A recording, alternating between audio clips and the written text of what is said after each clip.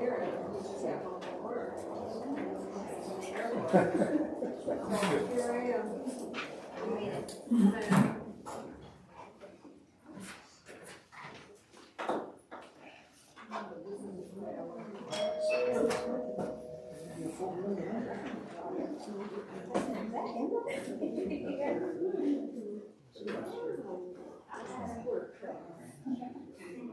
Yeah.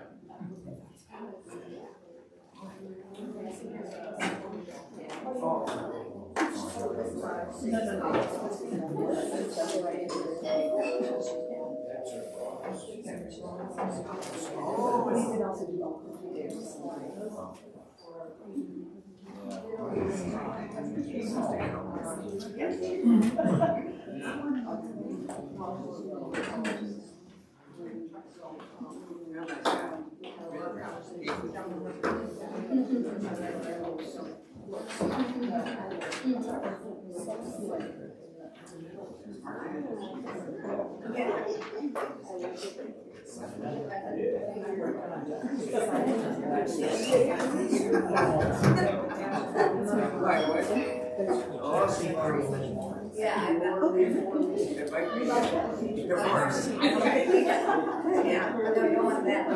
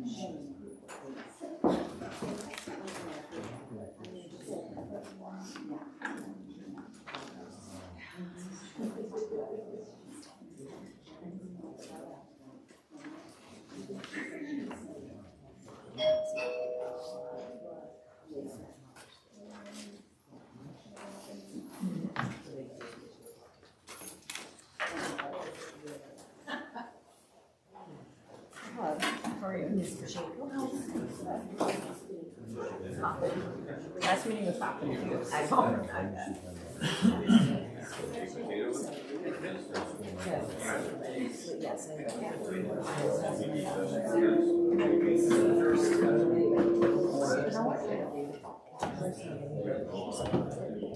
Wouldn't hurt something. It just doesn't. It doesn't work.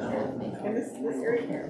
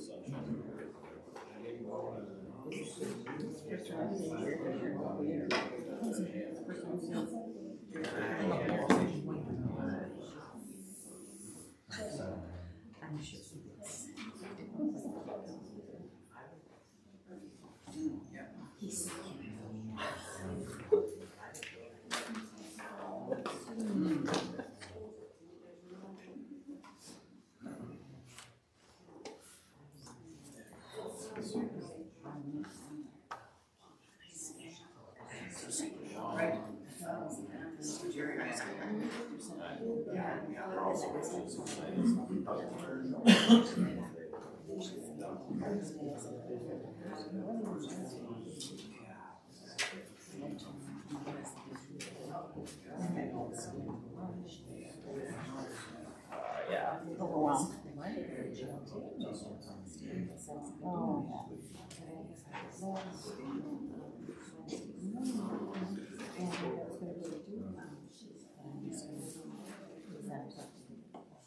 Well, we can see if, What's happening? Kelly can go to, There will always be another TA. Yes, I mean, no, there will be, but it's just good to be there, and I'm sure one of us, either Leslie or I was whatever. glad to see Leslie this morning because I was running so far behind. She likes having it on her schedule, she likes that, so, yeah, I'm grateful she was doing it. It's a decent board. Put you at 10 because you're here.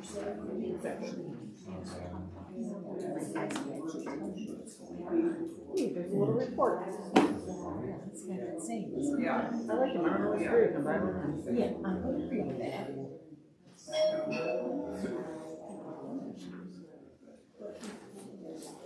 Oh my goodness. I was very, I meant to mention that to you.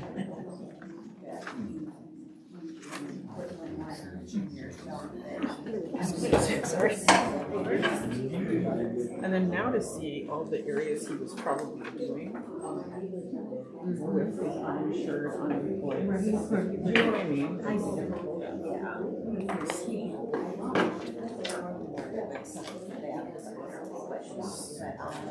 Oh, why?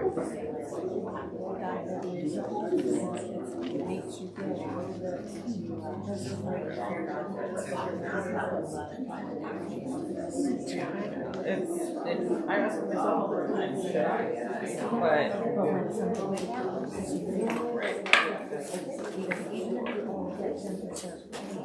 Yeah. And who knows in the future when this is useful, right? Because it already has at times, so.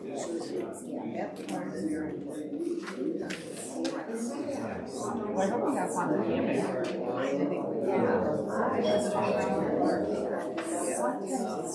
Yeah, I hope you have decent weather.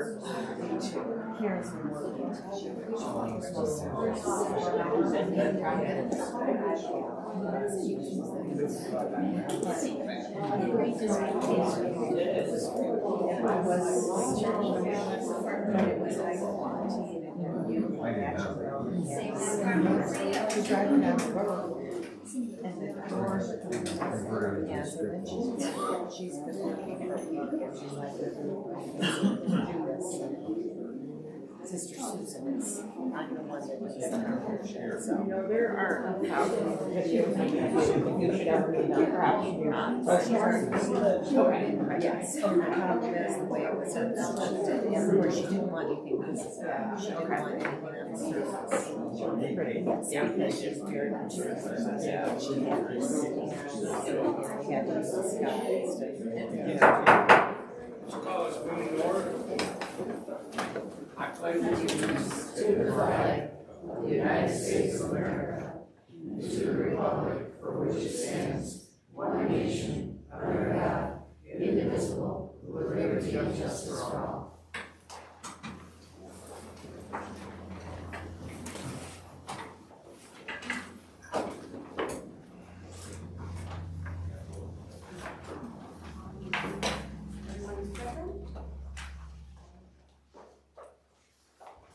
Approval of the agenda. Also make a motion to approve the agenda for May 11th, 2026 board meeting. Support. All in favor? Aye. Any nays? Motion carried. Approval of the consent agenda. Make a motion to approve the regular township board meeting minutes dated April 13th, 2026. Accept the treasurer's report as presented. Accept the assessor's report for May 2026.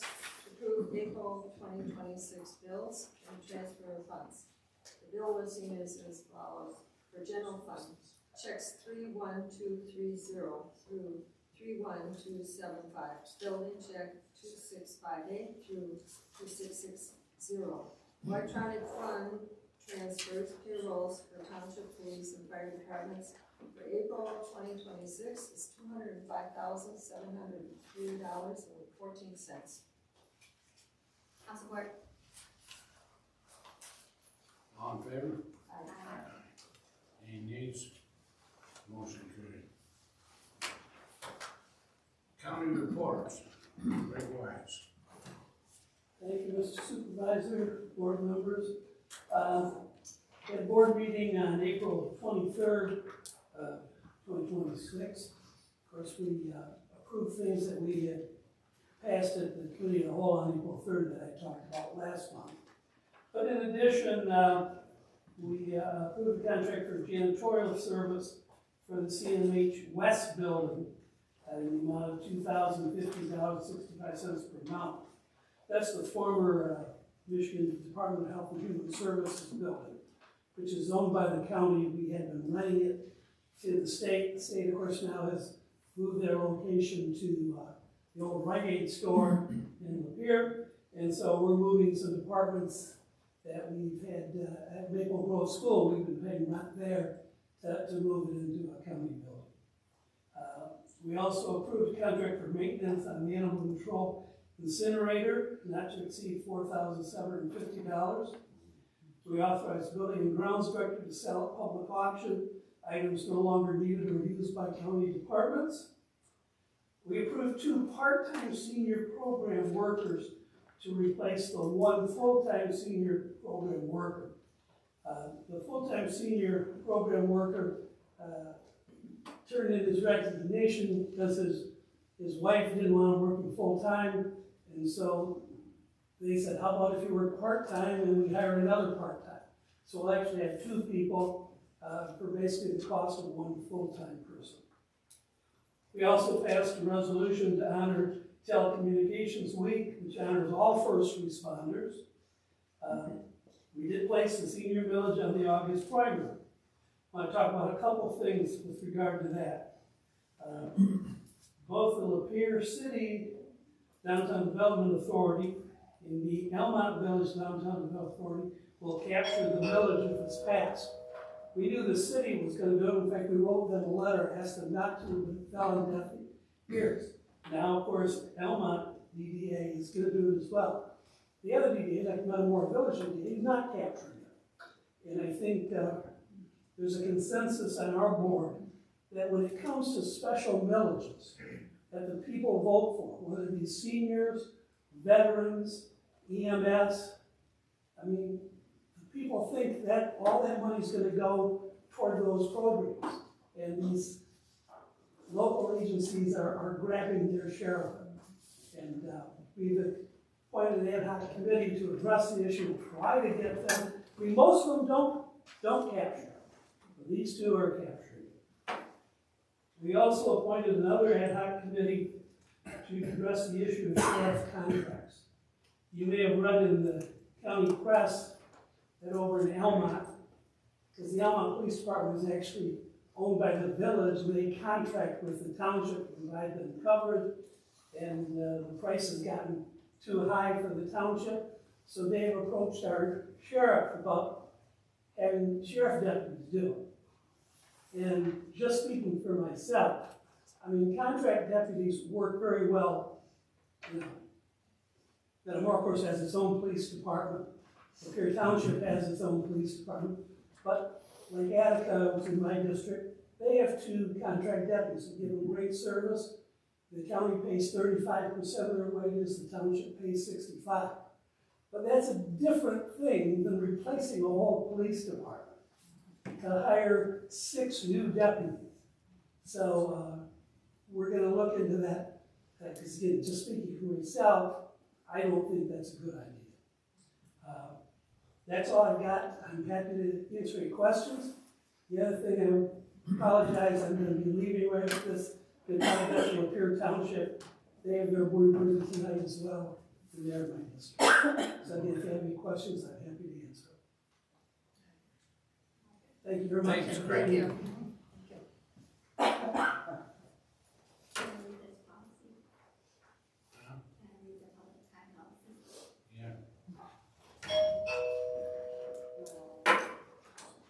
I'm going to read the public time policy just so everybody's aware of the process.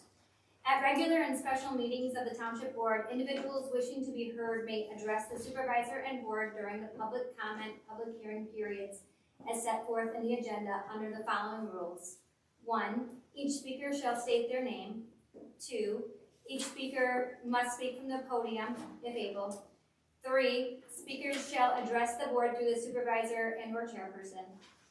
4, each speaker is limited to 3 minutes of public time per the agenda unless the supervisor determines at the request of the explanation of the speaker that he or she is designated to speak on behalf of 5 or more persons who are present at the meeting. In such cases, the supervisor shall determine the amount of time adequate to cover the subject matter, taking into consideration the respect for others' matters on the agenda and for the time of others present, and specify the amount of additional time to be permitted to the speaker. Speakers are encouraged to be concise and refrain from repeating comments already addressed by the board members previously. Number 5, no speaking time allotment may be shared with or given to another person. 6, any information the speaker wants to distribute to the board must ask the supervisor prior to distributing information. Number 7, board members do not comment during public time unless authorized by the supervisor. 8, a person who talks out of turn when not recognized during public comment or during the public meeting will be deemed out of order.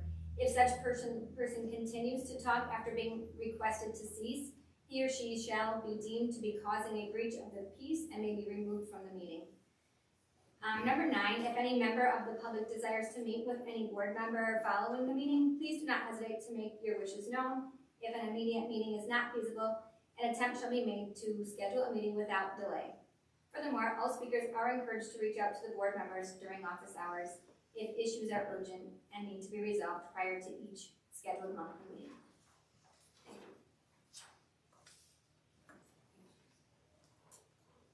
Okay, public time.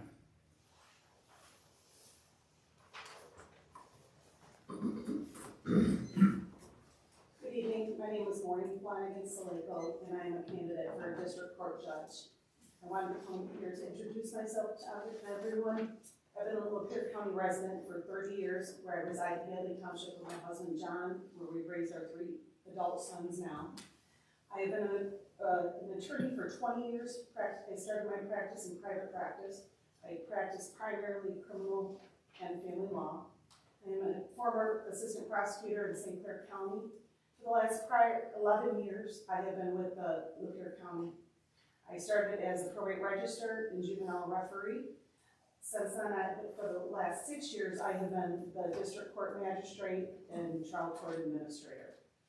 As the district court magistrate, I handle anything starting from a search warrant to arrest warrant to handling arraignments for any criminal case starting, whether it's a misdemeanor or a felony. As a trial court administrator, I am over all 3 courts, the probate court, the district court, and the circuit court. I handle any of the administration, any dealings between the state court and ourselves, anything that we need to make sure is handling proper throughout the courts. I feel by handling both the administration and as the magistrate that allows me to have the broad perspective over the district courts, understand how not just the law is handled, but also the administration portion of that. I believe that makes me the best candidate for that position. I'm honored to be endorsed by Judge Barnard, Judge Nolan, Judge Hodges, Judge McCarthy, and retired Judge Scott. If anyone has any questions afterwards, I will be here. Please feel free to ask. Thank you. Thank you.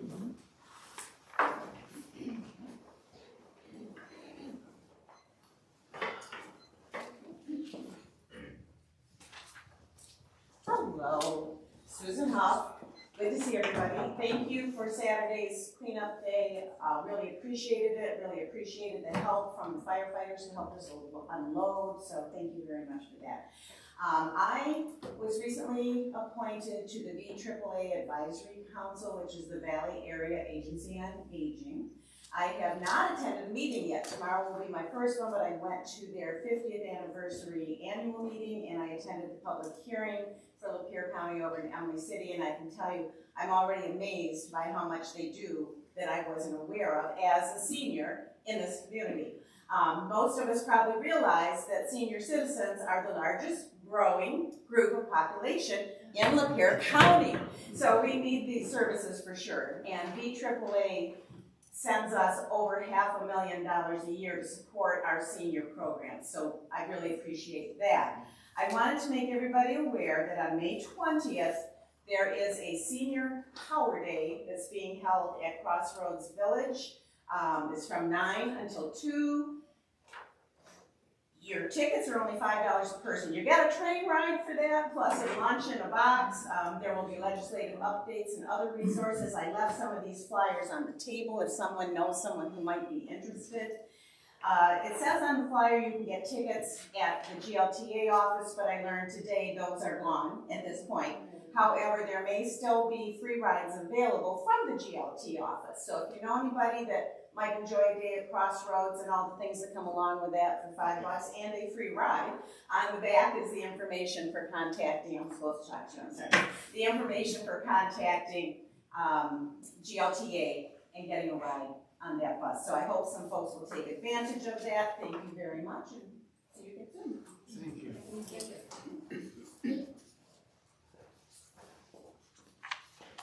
Anybody else?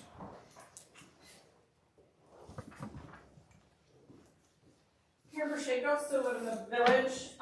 So other than incompetence, which I've seen, and I pointed out pretty extensively, in particular with the Metamora Country Days Festival, and a lot of other issues, lack of transparency is really just glaringly bad right now, and has been for a while. By the way, Dave Best was at the MTA meeting in April, Michigan Townships Association. It'd be great to get an update from you, because I was there and I know what they said. But the other supervisors, when they go, they come back and give a report. It'd be great to hear that. But lack of transparency. So last year, you voted for flat cameras, approved them. I had never heard a thing about it. I come to every meeting, and it wasn't even on the agenda. So that was a really big one. You started recording everybody's data here without any public input whatsoever. You changed the township hours. That was in the township discussion part. Again, not even on the agenda. Village discussions came up at special meetings which were very early in the morning. I happened to be able to come and record them, but those should have absolutely happened at a regular meeting. The budget workshop was a special meeting. Should never be a special meeting, in my opinion. The last meeting, you hired a deputy supervisor. Again, this had never come up even one time in front of me. Clearly, other people were aware of it, but I had never heard a thing of it. So where does that money come from? Why is there a deputy supervisor now? What are his qualifications? And again, I brought up, is he a family member? Oh yes, he's a family member of the best family, right? But again, and I have not heard his qualifications, not heard any of these things. These things that justify why you spend our township tax dollars here. And now there's an ordinance that's come up, and it says on it, final draft 2.0 following administrative review. That's on the agenda today. Again, I come to every single meeting. I read everything. I get every packet. Not heard a single thing about that. These things should be coming out. Should be talking about them in the meetings. What's coming up? What you guys are thinking of. So the public can have input. So the public can know. So I'm very glad to see that you were replacing John Clark. He was working as an employee on his own equipment with an assistant who was not paid by the township. The liability, all of those things. Did he ever take medical leave, that kind of thing? Has that all been sorted out? I'm glad we're fixing it, but it never should have happened in the first place. Contractor versus employee is very simple stuff, a lot of us know. I have not gotten any update on why the township is spending $4,400 each month plus expenses for a lobby firm. It's called Midwest Strategy Group. I asked questions last time. I've heard absolutely nothing. What are we getting for that huge amount of money? Why is it justified? Why has the contract not come up for renewal at all? I never heard about it. The last time it was in the minutes was in 2000. Thank you. It'd be great to get some answers.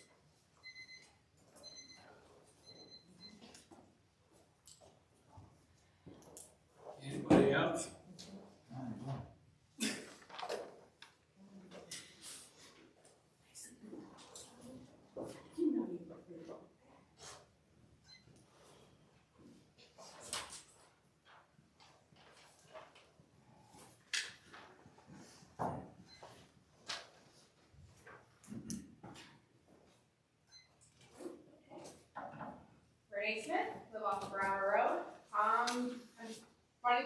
follow-up regarding concerns that I previously raised involving the Bravo Road property and the ongoing activity occurring within the area.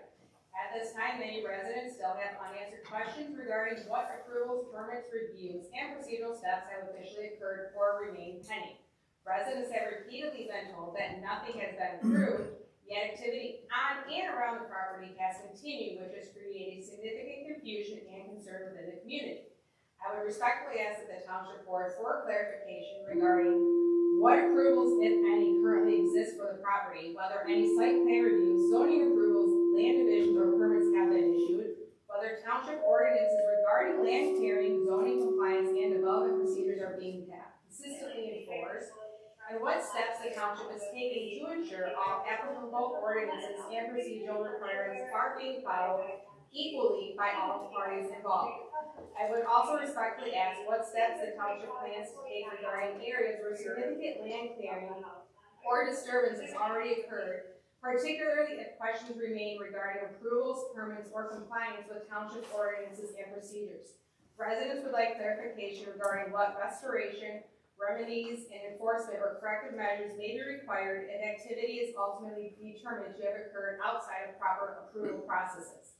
Additionally, many residents continue to have concerns regarding the long-term impact that the proposed development could have on the surrounding community, including traffic, drainage, density, infrastructure, rural character, environmental impact, and the compatibilities with the surrounding A2 zone area.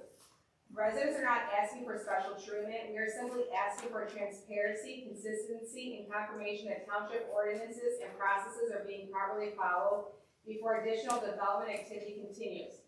I appreciate the board's time and respectfully request continued public follow-up regarding the status of approvals and reviews, any ongoing investigations or compliance reviews, and how the township plans to ensure accountability and ordinance compliance moving forward.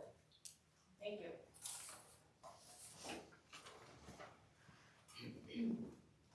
Anybody else?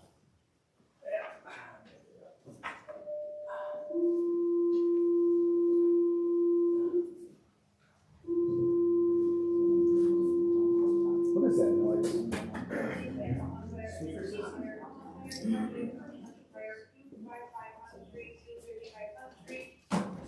Hi, my name is Chuck Fillion, and I live at 1310 Road. I'm here to talk about the development on Brower, but I also want to explain my background. I'm a CPA that evaluated the merit of what the cost to develop the 3 parcels of land for the elementary school in my clients. They own the parcels, the villages with 120 lots, Manners with 18, and the estates with 86. 2 of these projects have been either rejected by a consent judgment or they've been sold as A2. The one that's left is Brower, and that's scheduled at 86 lots. I suggested to the original owners that the 63 acres be rezoned from R1 to A2. That would reduce the cost of development at the time, because the larger parcels would have their own well and septic. It would make them more affordable, marketable without investing $2 to $3 million for roads, sewer, retention ponds, utilities. And since at that time there were many lots for sale that were empty, and they were selling lots for $25,000, and the cost to put the roads in and everything ran close to $45,000 to $50,000. In other words, the 63 acres of estates had 86 lots of each lot having its own parcel number. The township rezoned it from R1 to A2 and put the 63 acre lots under one parcel ID number under 1352 Bravo Road. And thereafter it was taxed and it was at a reduced rate at the A2 zoning for over 12 years. No permits have been pulled to develop the 63 acres. No work was done over 35 years. Failure to maintain under Michigan case law, E.G. Health Township versus Stahl, where a 30-year consent judgment had not been acted on, it was consequently expired. The issue of abandonment of rights by requesting the rezoning from R1 to A2, the the owners abandoned specific residential development rights granted by the original consent judgment. The township should be supporting this abandonment, not promoting it. A motion for relief from judgment under NCR 2612. The change of circumstances, a 12-year gap and the intervening rezoning to A2 represents a material change in circumstances. A plan that designates an area as agriculture or low density, a move back to R1 would be spot rezoning and is illegal in Michigan. The developer claims that the invested rights become a consent the consent judgment. However, in Michigan, vesting rights usually only apply if substantial construction has begun. Simply having a 35-year-old court ordered for a project that has subsequently been rezoned as A2 should not be enough to bypass current zoning laws. I'm not against the development of the property. It's a beautiful piece of property. My biggest concern is the impact on Broward, which has been an equestrian designated road and hidden driveways where horses, farm tractors, and people walk would be endangered.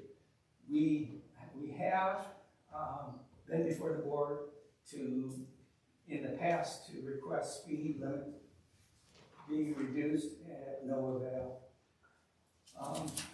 I know that my wife didn't want me to say this, but the attorney says consent judgment goes with the land.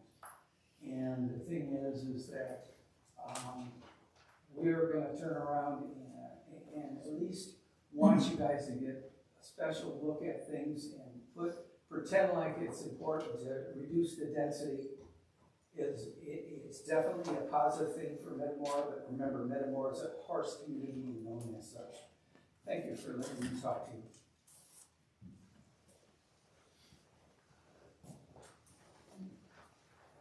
Anybody else?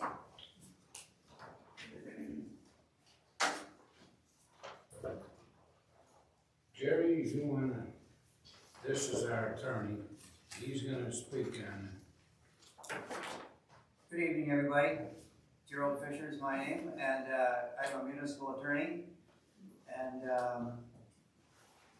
I may be pretty close to the oldest person in the room. And for all my career, I've been practicing local government law, and so I know a little bit about it, and I'm happy to be here tonight to help out on this situation. So basically, the project that has surfaced here for development it's a large piece of property. The overall development is even much larger, that has been partially developed and ran into trouble in 2008 when the whole country ran into trouble. And so that's one of the huge reasons why there has been some delay in what to do with this project by the owners. As indicated here tonight, the overall project was approved in 1991, and it was approved as a settlement of a lawsuit where the overall property owner was challenging the constitutionality of the zoning on the property. And so this was a compromise settlement, and it's very complex.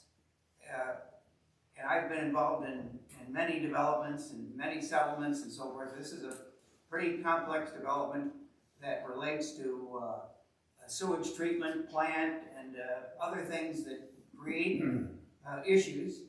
And under the judgment, the property has the right to be developed as R1, regardless of what other ordinances say. Now, the gentleman that spoke earlier tonight basically said, that it's been abandoned, and I can tell you that when you have a judgment and it's partially executed, this judgment has been partially developed, and there have been 7 amendments to this consent judgment over the years. The most recent was in 2008. And so, and I know that some people have discussed the idea that, well, maybe a judgment expires after 10 years. But even if a judgment was going to expire, that's a judgment for money. That'd be a judgment for money. And even then, it can be renewed. But this is not a judgment for money. This is a settlement of a case. It's a declaratory type of judgment. And the best evidence that it hasn't expired was the fact that there was a new consent judgment entered in 2008. That's 17 years after the original judgment. So it's obvious that this is something that continues on over time. In addition, the judgment applies to the original parties, and it also applies to people to whom the original parties have sold the property to. And some of the amendments to the consent judgment were for the purpose of adding those names in as parties so that those parties had rights and responsibilities in the case. So that is some of the background of this. One little note is that there was a home on the property that was not very remarkable apparently, and the property owner wants to demolish it. And somebody has taken the position that that in order to demolish a piece of property, you have to have a public hearing. Well, that's true if the township wants to demolish it without the permission of the property owner. In other words, and against the wish and will of the property owner. So that means you have to give that property owner due process and have a hearing. That's the reason for the hearing. In this case, this is a voluntary demolition, and so there's no need for any public hearings and so forth. I mean, somebody wants to, it's bad enough that they want to demolish the property, you're going to put them through a hearing. It doesn't make any sense. It's a lot of cost, and it's not sense. So, how will the township review this proposed development? And I can tell you that this is early days in the review process, and it's not even clear entirely what the proposal is going to be. I mean, there's been some a submission of paperwork of what they're talking about. But under the consent judgment, one of the things that is very important, and that is that under paragraph 10 of the judgment, preliminary site plan approval is granted to the development based upon the plan that was attached to the judgment. So it's an actual plan attached to the judgment, and under the terms of the judgment itself, preliminary site plan approval is granted to that property. Now, it also contemplates the possibility that changes will be made in that plan. And if that's the case, if to the extent that changes are to be made in that plan, then the planning commission and the property owner must come to an agreement that the changes are appropriate. And in this case, because this developer is a new party, we'll probably have to go back to court and add this party to the case and make sure that this party is going to be bound by all the obligations, and that will give them the rights to enforce it as well. There's very little question that the property owner is going to have to modify the plan because, as I understand it anyway, the location where the entrance is indicated in that plan that was attached to the judgment and given site plan approval is not a location where the entrance is in a location that is not necessarily in the public interest in terms of site distance and so forth that people have before they get to that entrance. And so it seems like, and I don't think that situation has been finalized. I know there are discussions with the road commission on it, and but it's probably going to be moved, and that will be a modification of that original site plan, of course.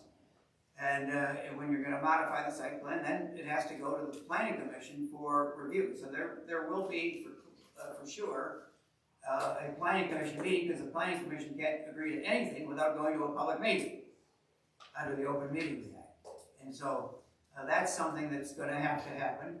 In addition to that, there is some discussion about not having a full road going out to Baldwin. The plan attached to the judgment had a full road going out to Baldwin, and I think what they're planning to do, or what they'd like to do, and because the township would undoubtedly insist, based upon my discussions with the engineer and my understanding of land use law generally, is that there's only a single entrance, and it's too long, which can create a danger to the people that live there, and there's a need for access by emergency vehicles and so forth. And so it's very likely there'll be an emergency access, only used for emergency purposes, out to Baldwin Road. That'll be a change then in the judgment. That also needs to go to the planning commission. We don't know all of the modifications yet that may be considered, but all the changes will have to go to the planning commission and for discussion. In addition, the question is, okay, well, what is the timing? What is the plan for modification? And that is really going to depend in great measure on the developer submitting all the things that they want to propose as for this development, and then all of that will have to be reviewed by the township's consultants, particularly the township planner, the township engineer, township attorney, and any other relevant experts on this situation. The variables would include, what are the number of units, where are all of the easements that are going to be put in here for utilities, and things like that. And that's this is, as I say, this is early days. We don't know those things yet. The lot configuration and size of the lots, required approvals from other county and state agencies like the road commission. As I say, they're working on the entrance question. Eagle, there are going to be questions potentially for Eagle to examine here.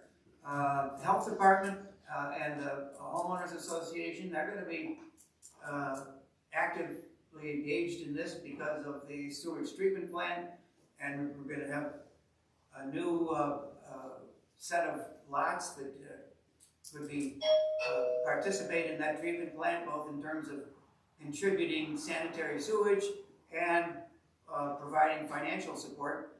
And I can tell you, my understanding is that that because of the 2008 slowdown and so forth, that there were insufficient number of homes that were contributing sanitary sewage to that treatment plant, and so it was very difficult for that to function because it was designed for like 350 units, and so So there'll be some discussions with the health department and so forth. Stormwater and drainage, that will have to be examined here by other agencies in all likelihood. Environmental, any other environmental questions, that'll have to be examined. And then one of the things that is necessary under condominium law is a master deed will have to be prepared, and that provides a great deal of information. There are master deeds for the other parts of the development. There's no master deed for this part of the development. There's a overall master agreement that this will be a part of, but if the developer sees that this is too tough a hill to climb, maybe they'll not want to pursue it, but every indication we have at this point is that they're interested in examining it. So decisions by the township have not been made. There's really been no formal submission that we have a plan. It's not going to be the final plan. So we are just, as I say, early days into this development. Thank you. We do have something from Eagle that says that they're not doing nothing wrong. At this point, yeah. Right. Yeah. That's a good point. Can I ask a question? Yeah. When was the other consent judgment made? You said there's another part that was added, did you say 2007, 2007? 2008, that's the 7th amendment. Talk about the amendments, they go by parts, right? Because the consent judgment focuses on different phases. That's right. There's phases to it.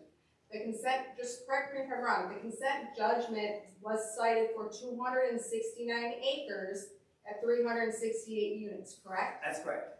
110 acres have since been sold off, correct?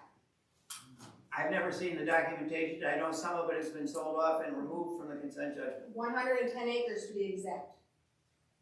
So if 110 acres has already been removed out of the original 269 acres, how are you going to grant a 368 home size? Oh, no, that number of units will not be granted. No, but that's what is being said, because how are you going to pick parts of a consent judgment that you're going to abide by and not others? Well, you'd have to basically say, where is that land? How many units had been planned for that particular area? They have 88 right now for this particular area. And if you say that the zoning goes with the land, why when we went to purchase the land, were we told by the township it had to be 10-acre parcels? I can't respond to that. But you said this land, when it was sold, when it's been marketed, everything would continue, correct? What I said is that under the consent judgment, it goes with the land. You want me to answer it? You want me to answer the question? Yeah. Well, give me a chance, please. So the consent judgment basically says that this judgment applies to the parties and to their successors, assigns, and transfers. So it basically, and that is standard language for something like this. Very standard that this is going to apply to subsequent parties. So yeah, they're going to keep it in their hands when they keep feeding it to each other, and the president of the LLCs is the realtor as well. But again, when we come to purchase the land and are told it has to be 10-acre parcels. I don't know anything about that. But you are the township attorney. These are things that are going to be being brought up, and they've been brought up to the board of people already. I'm just saying. Fine. We'll have to deal with it.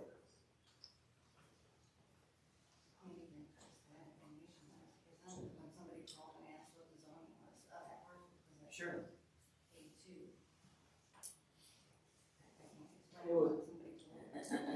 Chuck feelings? Yeah, go ahead. Oh, thank you. consent judgment.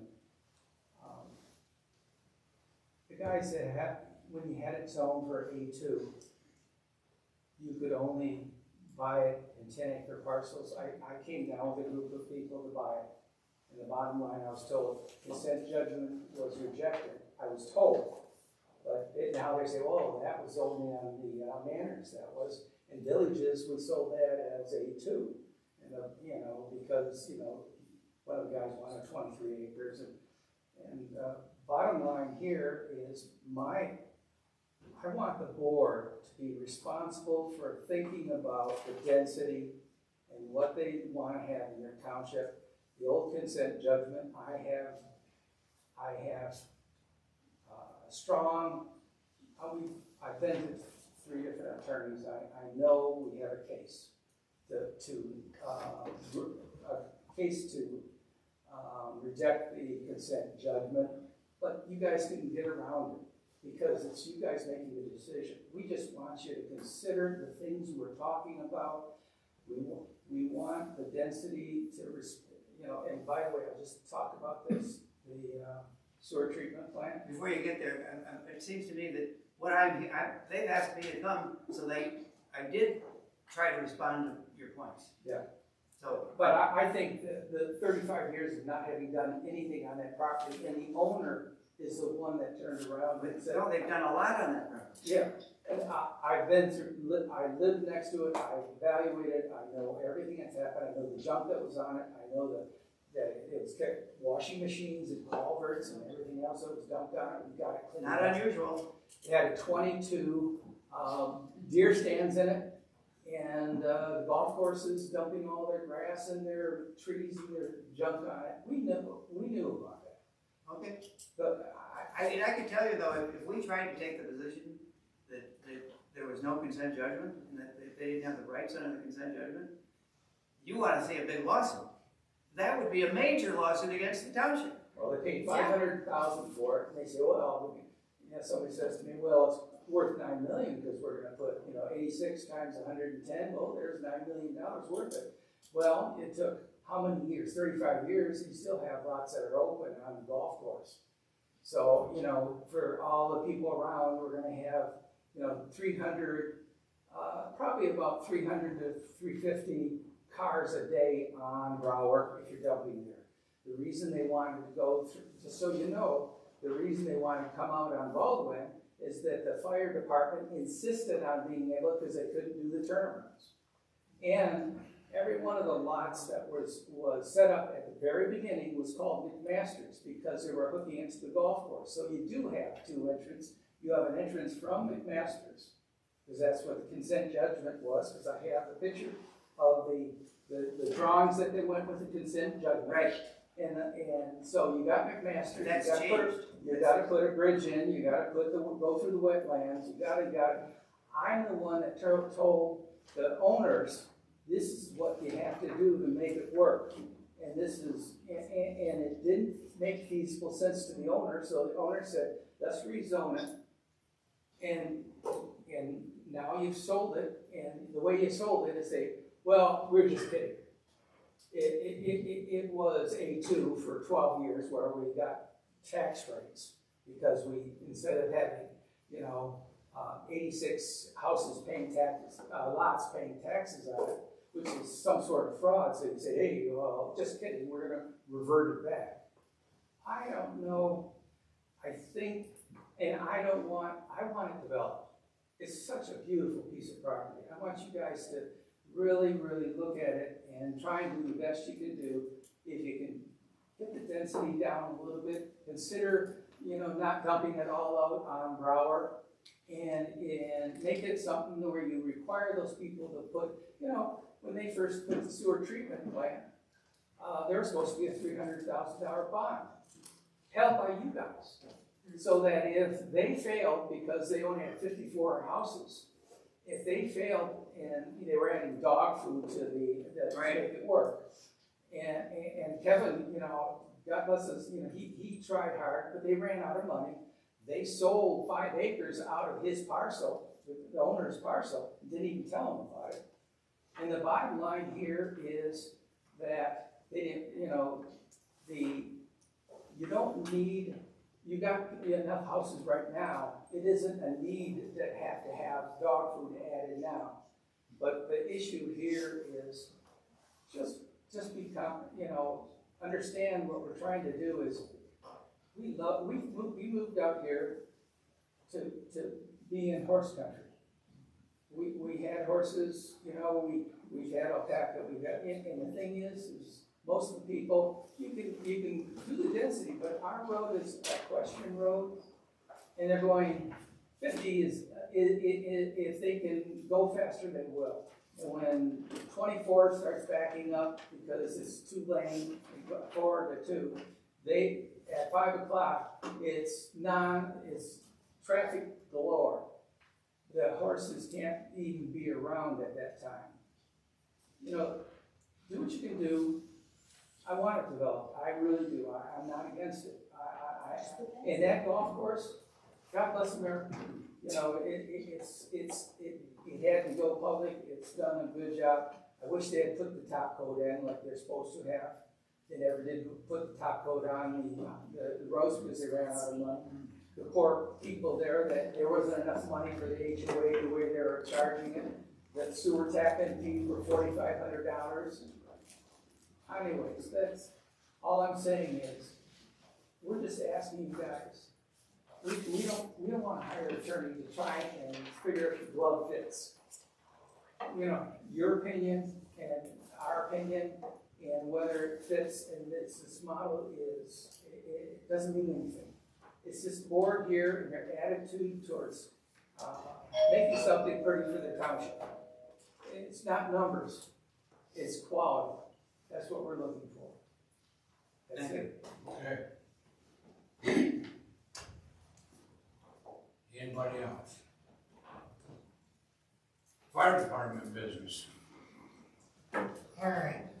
Captain Sauve from Fire Department. Total runs for April were 32 runs. Had 14 medicals, 4 PIs, and 14 fires.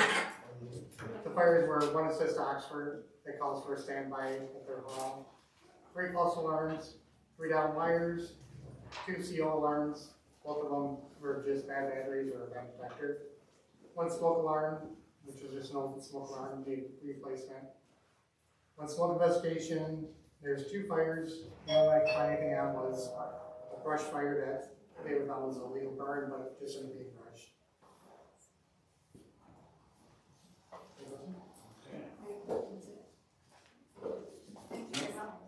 Yeah, thanks.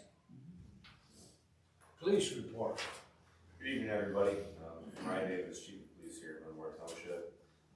For April 2026, we had 546 calls for service.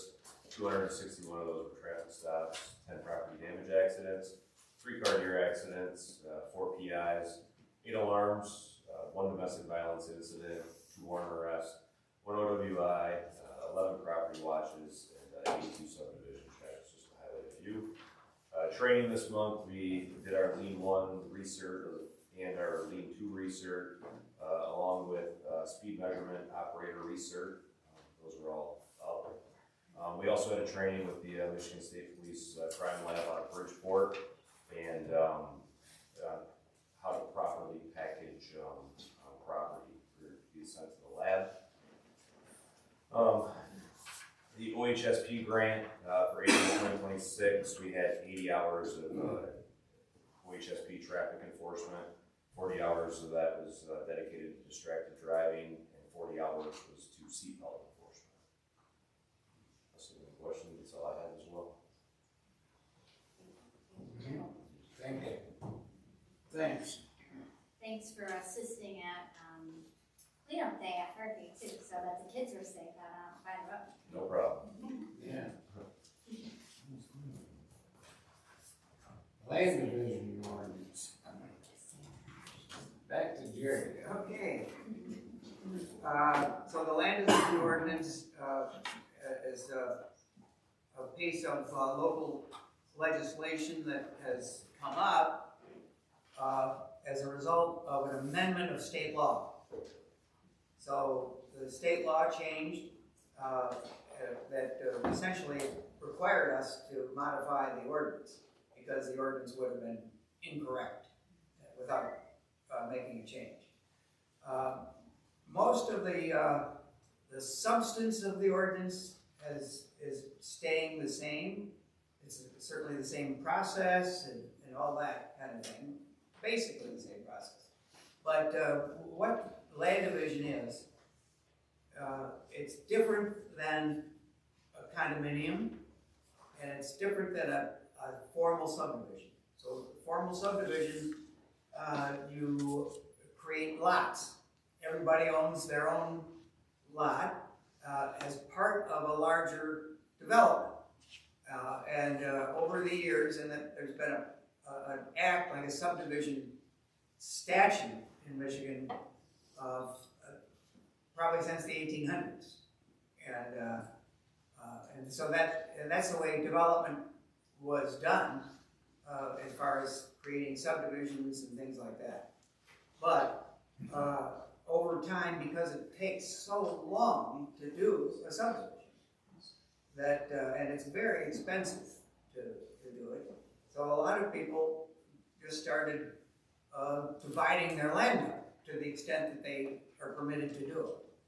And in I can't remember the exact year, like 1990 something, the legislature decided to amend the subdivision statute to permit and to provide greater guidance to land divisions.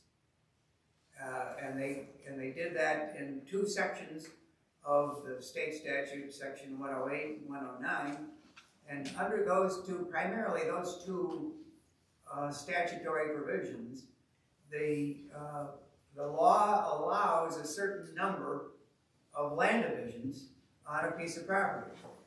And so the ordinance, and that's what changed, by the way, in the recent legislation. It modified the number of land divisions that would be permitted.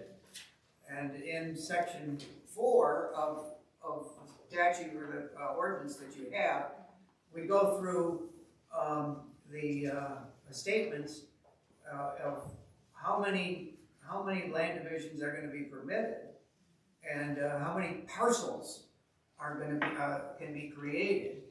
And this is really right out of the statute. The governance here is just exactly what the legislature says. And the legislature in section 109 of the state statute allows ordinances to provide special treatment in a community, because not all communities are alike. You know, it's not one size fits all throughout the state of Michigan. Great difference, and from large urban areas to rural areas and so forth. And so, but there is some commonality, enough commonality so that these provisions, in terms of how many parcels can be created, would be common throughout the state of Michigan. And one of the things that the legislature has done here in this statute is to make sure that if a land division is going to be created, that it has access, that if there are places where they're going to get their water and sewer, that there'll be easements for that, so that people aren't left high and dry, or electric too. And electric, all the easements and utilities and all of those kinds of things. But each community has some discretion to decide what to do in certain situations. And it's clear that the legislature was giving local governments an opportunity to do things that they didn't have before, and including the authority to be more lenient on some of these land divisions. Now, this ordinance amendment has not been amended to give greater lenience, and you know, that could be something that the board may want to do at some point, take a look at. But at this point, because the statute is already in place, we wanted to get this done and get the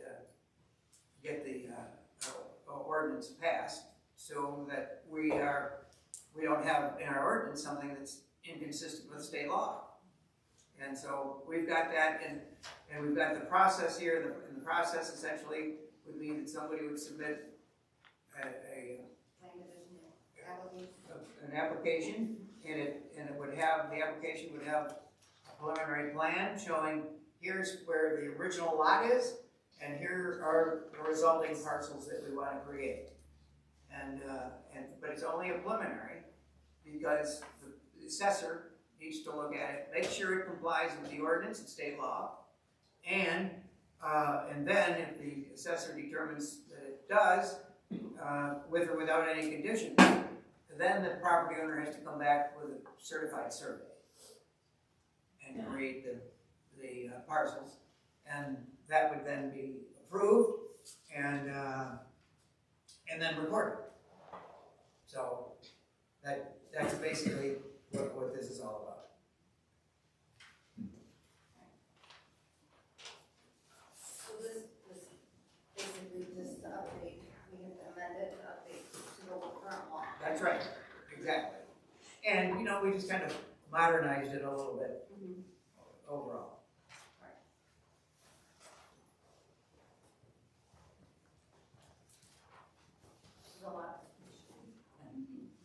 Is this something we're gonna pass tonight? You don't need a public hearing for it. No, you don't need a public hearing. And so you can pass it if you'd like, and Yeah. Go ahead, Sue. I'm sorry, I did get, Yeah. You have the yeah, motion. turn out, yeah, right. So I will make the motion. To approve amending ordinance 35 as presented as ordinance 35-A for the purpose of updating the regulation of the division of acreage parcels of land consistent with recent amendments to Act 288 of the Public Acts of 1967 as previously amended, primarily addressing provisions of MCL 560.108, MCL 560.109, MCL 560.105, and MCL 41.181-185 as presented. Is that a motion? it's good. I'll second. I'll second it. Okay, so clerk. Could have drafted any better myself. That'll be roll call vote. Yeah.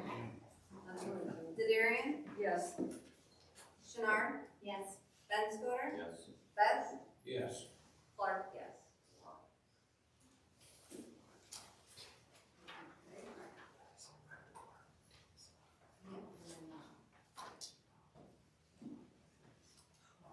Okay. Yes. Lawn maintenance bid. So I just, so we got 2 bids out of our, that we had put out there, put on the website, put it in the paper. We got 2 bids, for that, so I have those in front of you. I don't know much about either one of, I think that the guy don't know what he's doing on the low bid, but we gotta give him a try. What do you think this Fancy and print out on the Just pricing. because this wasn't submitted in, Well, the thing is, Well, should he's make way it- low. well, I understand that. Maybe he's not gonna do. Right, but we gotta try him. Well, is there some kind of thing that we could fire him if it's not up to what we would expect from us? Of course. Yeah. It's a contract. Yeah, it's a contract. Oh. He doesn't fulfill the contract is that he provides a service, he Right. provides a I'm service. just asking that, because the other one's quite a bit more, but it also is pretty detailed. Yeah. And definitely we didn't hear from John, right? No? Okay, well, John did a great job for the township. He'll be sorely missed. Good guy, good man. So, appreciated all his hard work. Yeah. So based on the quotes, it looks the same based on what I reviewed it, seeing the one bid was more detailed than the other, but essentially it's mowing, providing services for the 3 sites from May through November at a cost as quoted. Are you gonna make? I'll make a motion unless you guys are still looking at the data. Are you guys okay with it or any questions? So I'll make a motion to approve the cutaway lawn service agreement for lawn maintenance services for Metamora Township properties for the 2026 season beginning May 2026 through November 2026 in the amount of $5,300. Support. You want me to do a roll call or you want to do? I don't care. Or you want?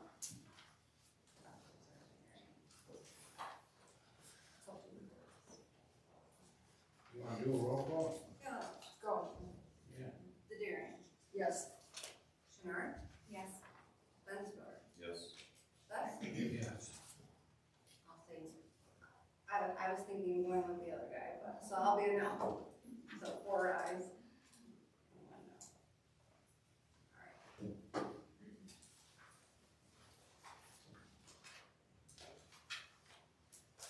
right. Okay. Gardner Road, cross tube. So we got 3 cross tubes that need to be replaced due to failure of the systems. So, everyone has the paperwork in front of them. Any questions or comments I regarding? think we do all 3. Well, they're all different though. Yeah, They all have different prices. So let me make a motion on the front. First one, I'll pause and if there's any conversation we can talk about her. So I'll make a motion to approve the Lapeer County Road Commission agreement to remove a 15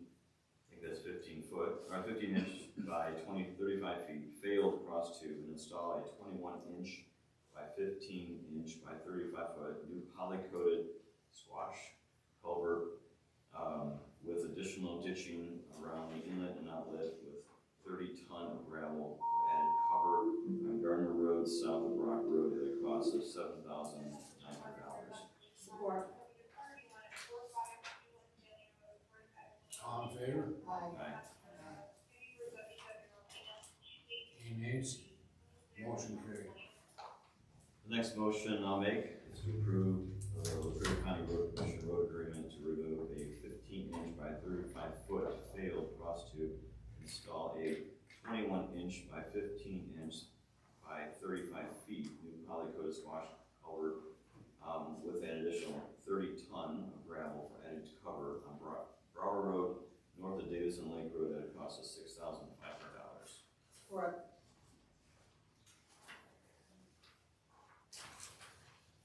All in favor? Aye. Any nays? Motion carried. You're getting longer, Sue. Yeah.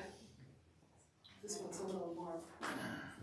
Okay, I'll make a motion to approve Lapeer County Road Commission road agreement for the replacement of a failed multi-section 18-inch RCP culvert and concrete head walls, installation of a new 24-inch by 40-foot poly-coated CMP, installation of a large 8 by 16 MDOT riprap for the front slope stabilization, placement of 5A limestone for erosion control and restoration of the ditch site, and removal of 4 trees to access the culvert on Rock Valley Road between Barber and Gardner Roads at a cost of $11,500.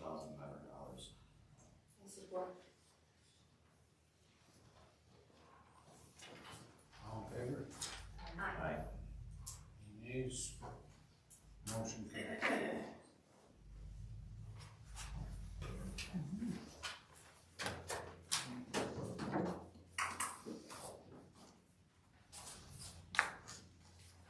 You guys got anything?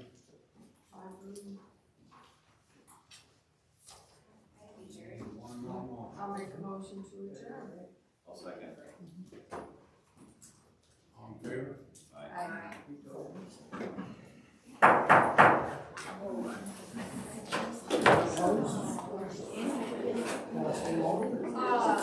Tonight, I'm fine. I still get my Kleenex.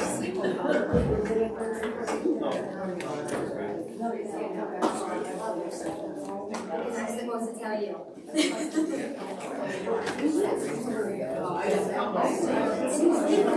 Now go retrieve my card. Yes,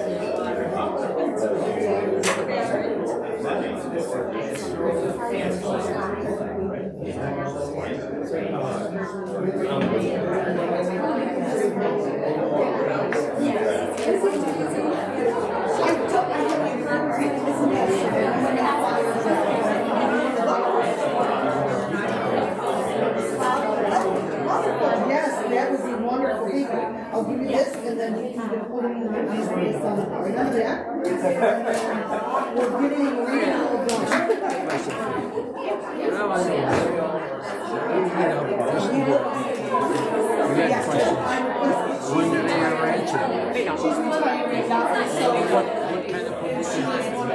No, that's what I'm fighting against. And the message you said it doesn't mean the public should have one once in a while, but. Exactly. Notice, yeah, some people speak wrong. And things like this, like in Alaska, or changes, they always have to flag that, let us know. They would let us know last meeting, and the meeting, okay, we're just changing that. I would not have had this, I had a FOIA out for everything I had, that's how I get this. Otherwise, I wouldn't get it. But I only got it at 3 p.m. today. Yeah, and it's actually, they haven't charged me for it. They put it in the FOIA, and it's a subscription. For like 6 months, and then you have to renew the FOIA. I find this because you won't get it until 3 p.m. or 4 p.m. or 5 p.m. the day of the meeting. So they give you 3 hours time. Exactly. So better than nothing. And I've been after them for that. That's more reasonable.